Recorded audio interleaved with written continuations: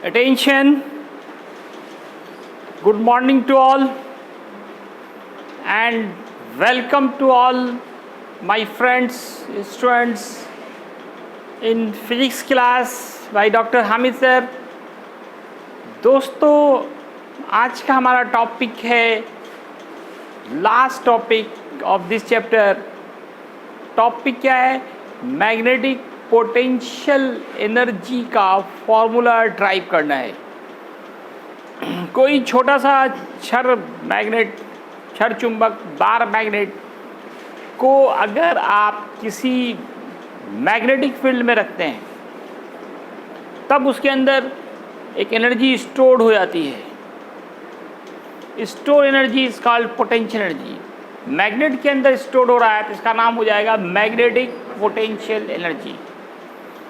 जैसे ही किसी मैग्नेट को किसी मैग्नेटिक फील्ड में रखा जाता है उसके अंदर एक एनर्जी स्टोर्ड हो जाती है. That energy is known as magnetic potential energy. आप याद करें इलेक्ट्रोस्टेट में भी आपने electrical potential energy stored in electric dipole line external electric field आपने डिड्यूस किया था.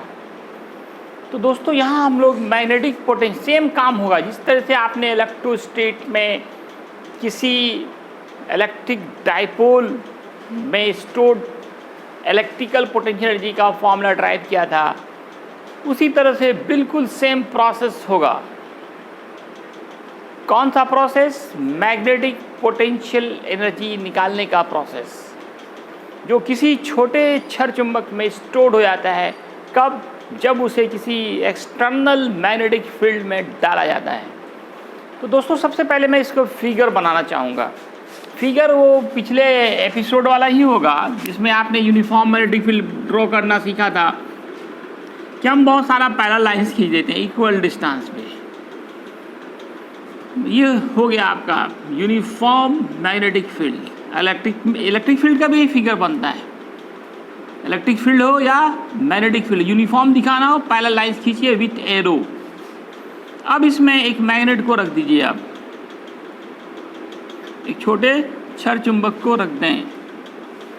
ये हो गया आपका नॉर्थ पोल और ये हो गया साउथ पोल. इसका जो लेंथ है वो 12 मानते हैं. लेंथ क्या मानते हैं? 12. एरो इस डायरेक्शन में दिखा रहा है यहाँ कोई नॉर्थ पोल है आपका. तो इस नॉर्थ पोल पे repulsive force F equal mb होगा और साउथ पोल पे एक अट्रैक्शन फोर्स लगेगा. दोनों फोर्स का वैल्यू सेम होता है mb. अब मान लिया जाए कि ये मैग्नेटिक फील्ड के साथ थीटा एंगल बना रहा है. मैग्नेटिक फील्ड इंडक्शन का वैल्यू b है. तो इसको आप लैंग्वेज दे दें. Let N S is a small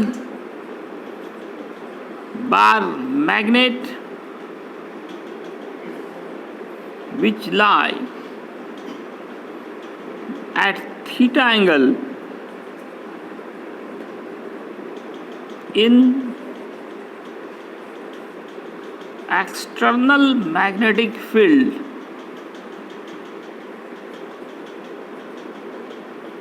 B. The magnetic dipole moment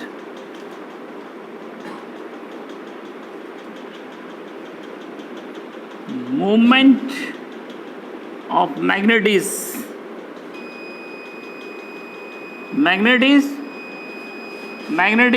capital M. तो दोस्तों पिछले लेक्चर में आपने टर्क का फॉर्मूला पढ़ा था. टर्क पहला वाला स्विच फैन ऑफ करो तो बहुत ज़्यादा आवाज़ कर रही है. टर्क का फॉर्मूला टॉ बराबर पढ़ा था एक number switch mb sine theta. दोस्तों टर्क का क्या फॉर्मूला पढ़ा था? mb sine theta. अब देखिए हमें निकालना क्या, इस पे आइए, टॉपिक पे आइए, अटेंशन. और यहाँ देखिए क्या निकालना है? Magnetic potential energy. दोस्तों कोई भी एनर्जी होता क्या है? The capacity to do work, the ability to do work is called energy. तो जहाँ भी एनर्जी निकालनी होगी वहाँ हम लोग वर्क निकालते हैं. क्या निकालते हैं? वर्क डन, कितना काम हुआ। तो देखिए यहाँ पे ये जैसे मैग्नेटिक फील्ड है, इसमें इस मैग्नेट को आपने मान लो सीधा भी रखा तो इस पर फोर्स लगा और ये घूम गया, ये क्या हो गया?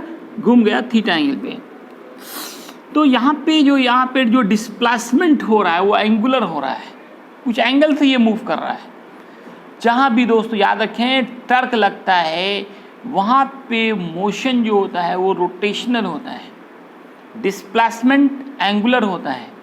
क्या होता है? एंगुलर। जहाँ भी टर्क, जैसे ये फैन आपका मूव कर रहा है, यहाँ पे क्या लग रहा है? टर्क लग रहा है। क्या लग रहा है? टर्क, बल आघूर्ण।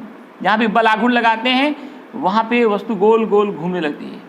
अपने साइकिल के पैडल पे जो फोर्स लगाते हैं वह फोर्स के साथ साथ वहाँ पे डिस्टेंस काम कर रहा है, वो टर्क है, जिसके कारण वो गोल गोल घूमना शुरू कर रहा है। तो जहाँ भी टर्क लगेगा वहाँ पे डिस्प्लेसमेंट एंगुलर होगा। और जहाँ भी याद रखें दोस्तों एनर्जी का फॉर्मूला निकालना, कोई भी एनर्जी का, वहाँ हम लोग वर्क डन निकालते हैं। तो यहाँ पे हम लोग पहले स्मॉल डिस्प्लेसमेंट के लिए वर्क डन निकालेंगे। पहले मैं लिख रहा हूँ work done for D theta angular displacement, D theta angular displacement के लिए वर्क डन क्या होगा? क्या होगा दोस्तों? इसको कहेंगे D W equal tau into D theta. यहाँ फोर्स की जगह पे टर्क आएगा, डिस्प्लेसमेंट की जगह पे एंगुलर डिस्प्लेसमेंट आएगा, टर्क इंटू डी थीटा। और टर्क का फॉर्मूला क्या देखा आपने? M B sine theta. ये सबको इक्वेशन आप मान सकते हैं। अभी तक जो ये वर्क डन है ये सिर्फ स्मॉल डिस्प्लेसमेंट डी थीटा के लिए है। अब हम लोग लिखेंगे टोटल वर्क डन। मान लिया जाए कि ये जो पहले जो है थीटा 1 एंगल पे था, बाद में घूम करके वो थीटा 2 पे हो गया। इसमें टोटल वर्क डन निकालना है। अब टोटल के लिए क्या करते हैं आपको पता है, इंटीग्रेशन करते हैं। Total work done to displaced from theta 1 to theta 2। तो इसके लिए हम बोथ साइड इंटीग्रेशन करेंगे।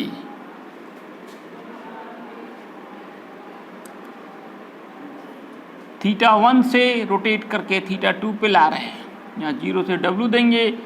You know that integration of D W is w, जहाँ एम बी बाहर होगा। और साइन थीटा का इंटीग्रेशन बताया जाए minus cos theta. Very good.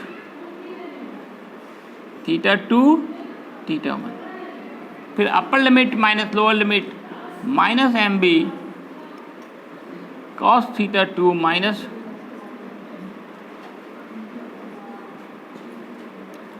को अंदर कर दें, ये माइनस प्लस हो जाएगा और ये प्लस माइनस होगा। प्लस वाले को पहले लिखा जाता है cos theta 1 minus cos theta 2।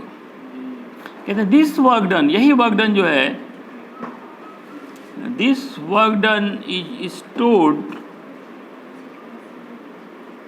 As potential energy. Potential energy, so potential energy equal work done equal M B cos theta 1 minus cos theta 2। ये हो गया आपका potential energy stored in short bar magnet line magnetic field. इसको आप magnetic potential energy कह सकते हैं। क्या कह सकते हैं दोस्तों? मैग्नेटिक पोटेंशियल एनर्जी का क्या फॉर्मूला आया? M B cos theta 1 minus cos theta 2। इसमें एक स्पेशल केस करते हैं दोस्तों। प्रायः क्या होता है, इस मैग्नेट को वर्टिकली रखा जाता है, बाद में ये घूम करके थीटा पे आ जाता है। मतलब थीटा 1 जो है हमारा वो 90 डिग्री होता है जनरल कंडीशन। इसमें ये मानकर चलेंगे कि अगर हमारा थीटा 1 90 डिग्री हो और थीटा 2 थीटा हो, तब क्या होगा? Potential energy. पोटेंशियल एनर्जी को फाई से डिनोट करते हैं। Potential energy is denoted by phi. तो phi equal work done equal M B cos 90 minus cos theta.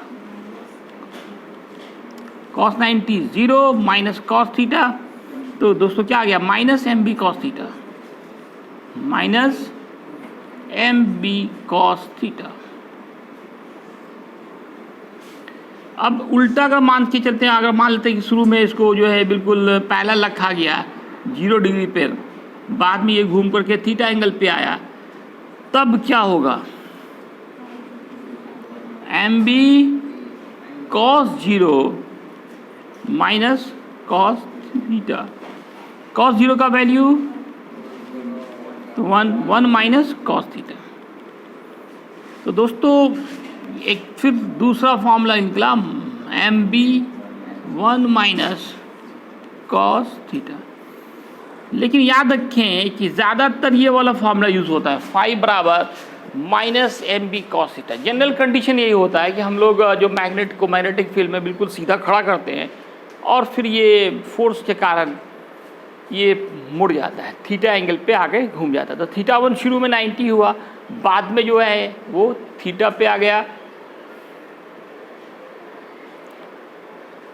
बाद में किस पे आ गया, थीटा पे। इसलिए अगर एक ही एंगल दिया हुआ है तब तो हम लोग इसी फॉर्मूले को पुट कर रहे हो, कुछ नहीं लिखा हुआ, सिर्फ कहा कि मैं short bar magnet light 30 degree angle, 60 degree angle, 45 degree angle in an external magnetic field. तो डायरेक्ट फॉर्मूला हम लगाएंगे minus M B cos theta, minus M B cos theta.